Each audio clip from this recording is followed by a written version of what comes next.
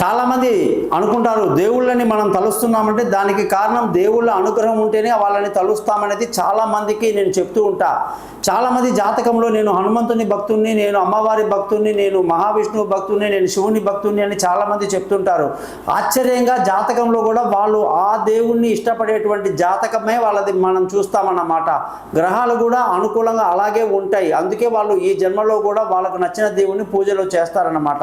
కాబట్టి మనం ఏదైతే దేవుణ్ణి తలుస్తున్నామో, ఏ దేవుణ్ణి అయితే మనం పూజ చేస్తున్నామో ఇది పూర్వజన్మ సుకృతం అన్నమాట. గత జన్మలో నుంచి వచ్చిన వాసన వల్లనే మనం ఈ జన్మలో కూడా అదే దేవుణ్ణి, అదే ఆచారాలని, అదే పద్ధతిని పాటిస్తాం. ఇది చిన్నప్పటి నుంచి పెరుగుతున్న కొద్దీ, వయసు పెరిగిన కొద్దీ పెరుగుతూ ఉంటుంది. ఆఖరి 50 ఏళ్ల తర్వాత అది విపరీతమైన రూపానికి దారితీస్తుంది. గత జన్మలో ఆ మహానుభావుడు ఏం చేశాడు, 50 ఏళ్ల తర్వాత అదే మళ్ళీ పూర్తిగా చేస్తారు. భక్తి ఆ దేవుడు అని కలిసి వస్తాయని తెలియజేస్తూ, జ్యోతిషపరంగా ఎటువంటి సందేహాలను నన్ను కాంటాక్ట్ చేయండి. మీ గోపాలయ్య గారు.